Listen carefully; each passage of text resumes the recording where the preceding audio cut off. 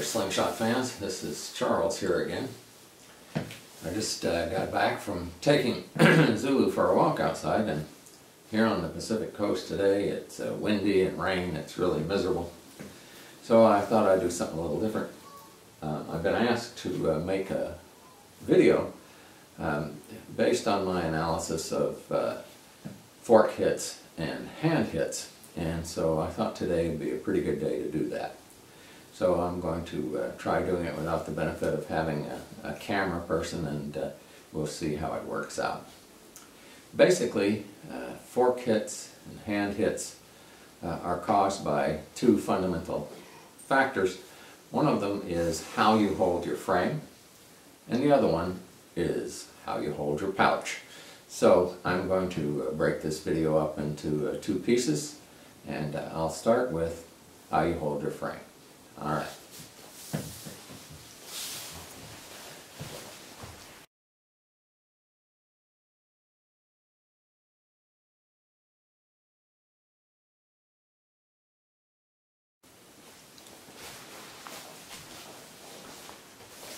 Well, we're talking about fork hits and hand hits, and I just wanted to give you my impressions of what the causes were. I'll begin by talking about how you hold your frame.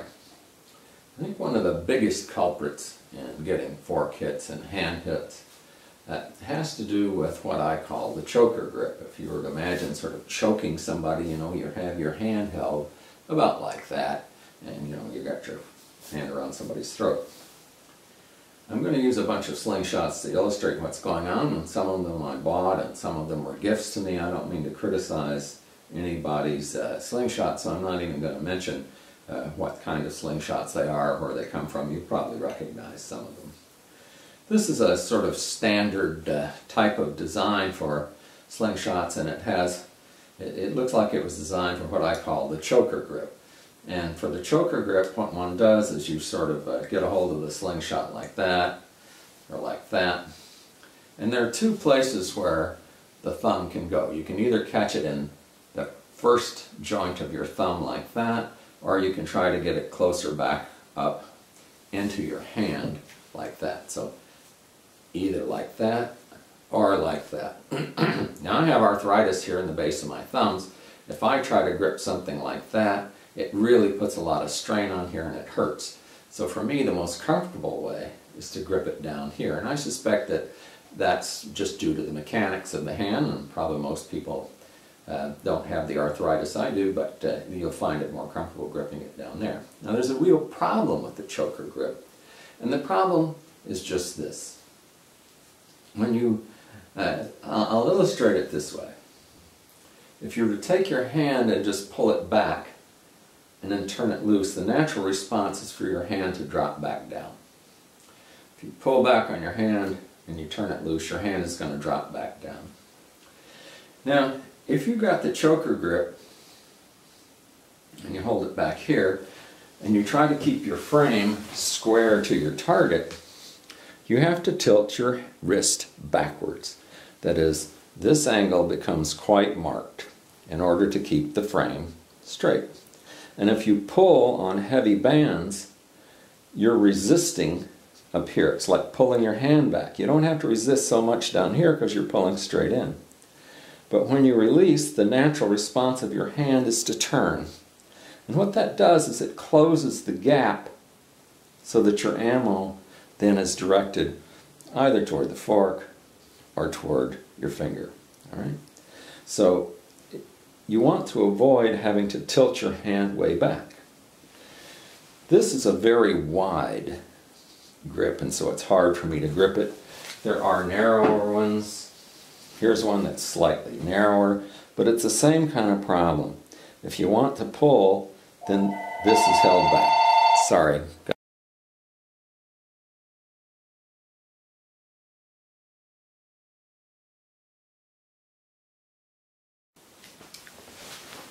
Alright, sorry about that.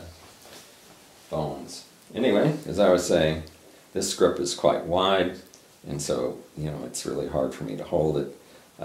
And I much prefer something which is a little bit narrower. This one is a little bit narrower, but you still have the same problem.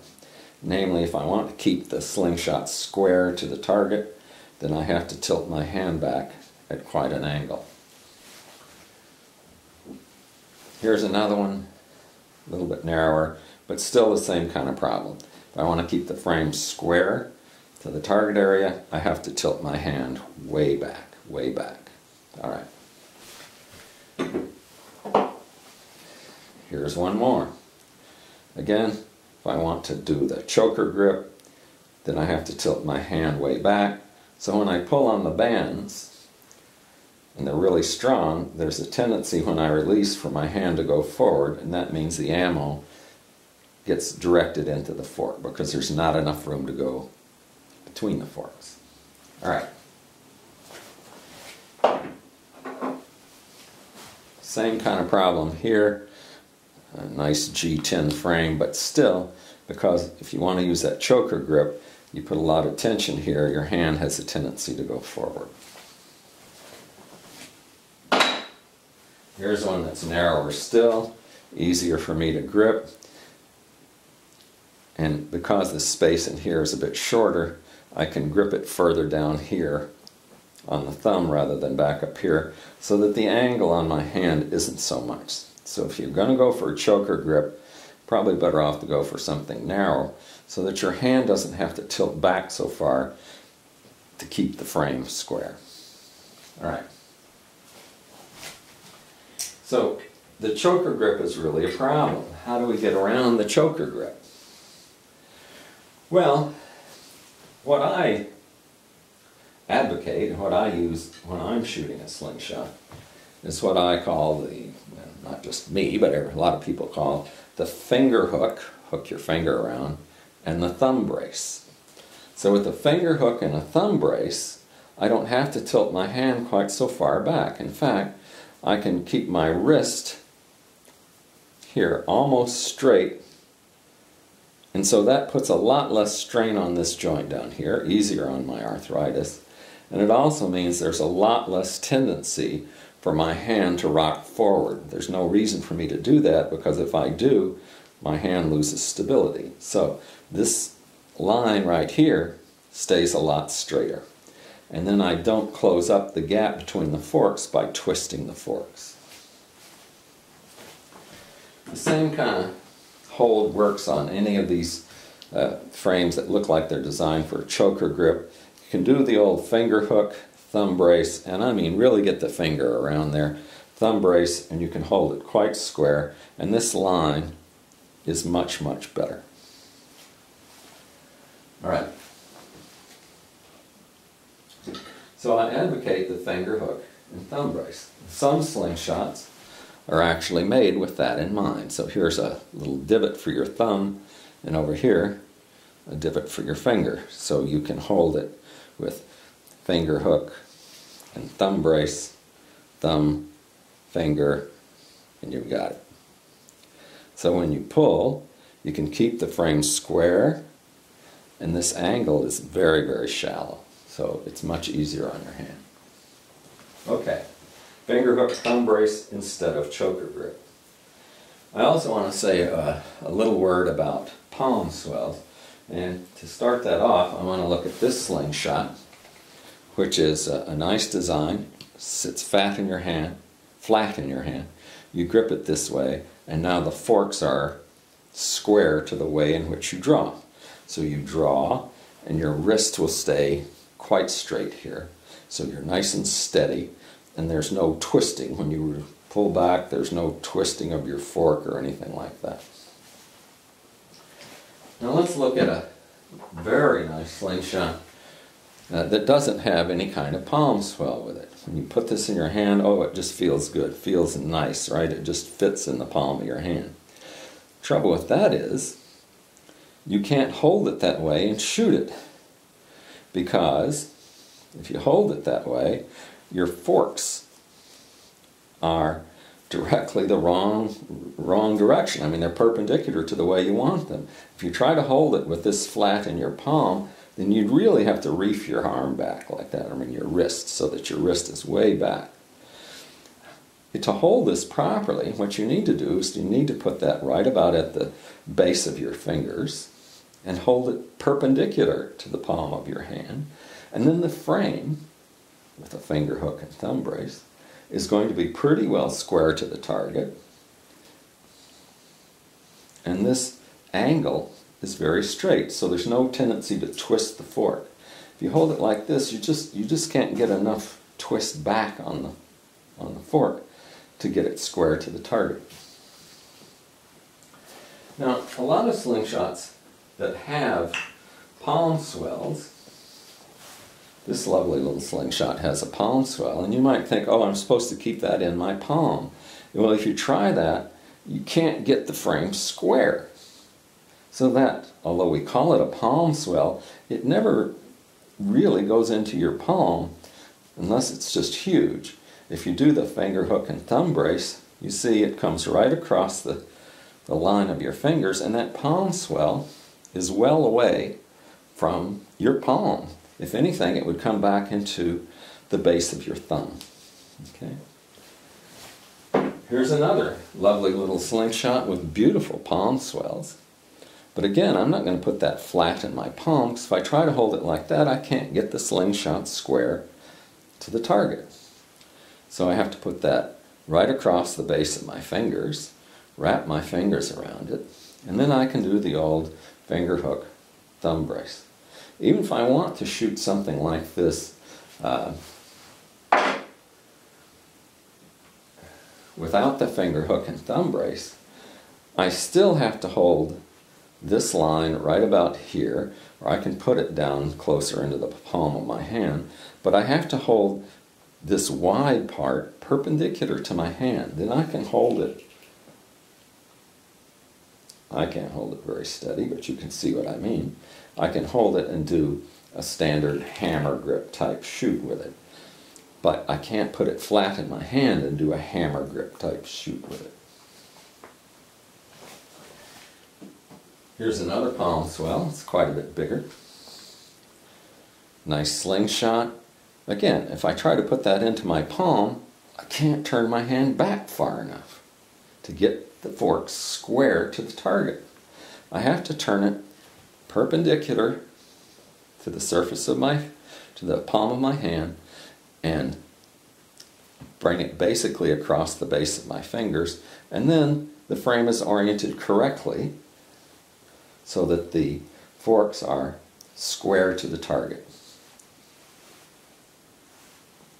And so this palm swell never really goes up against my thumb or even into my palm. Right? Even if I want to shoot it hammer grip, I still have to keep this perpendicular to my palm. And this palm swell will come in down here toward the heel of my hand. So even if I try to shoot it hammer grip, I have to hold it perpendicular to the surface of my hand. All right. Bottom line is, when you go to shoot one of these slingshots, you want to avoid the tendency to twist when you release. So you want to avoid having your hand cranked way back here. You want to keep it much shallower angle here, straight as you can.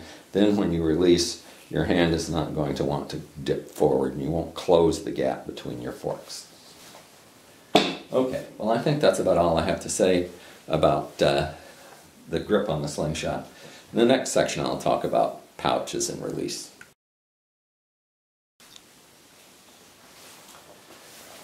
I just want to say one more thing about your way you hold your fork.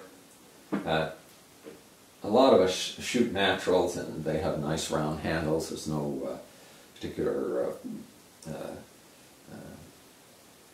sort of lump there for your palm, and so you really have your choice of how that frame is to be oriented with respect to how you hold it. I mean, you certainly wouldn't hold it this way. I mean, that would just be stupid. But what you want to be careful of is that whenever you hold your frame for hammer grip, is that you avoid having to tilt your hand back. So if you're having to tilt your hand back, then you're better off if you allow that grip to twist in your hand so that your hand is straighter and the forks can stay perpendicular to your target. Okay? So instead of holding it like this and then tilting your hand back, you want to just let the thing turn in your hand so that you have a straight, a fist almost like you were going to punch somebody when you pull back on it. Now for me, it puts strain on my thumb here, and so I don't like to shoot hammer grip because of my arthritis, but lots of you guys do shoot hammer grip. Just be careful when you orient the fork in your hand that you're keeping your wrist as straight as possible when you grip that thing. Okay? All right. I think that's about all I got to say about how you hold your frame.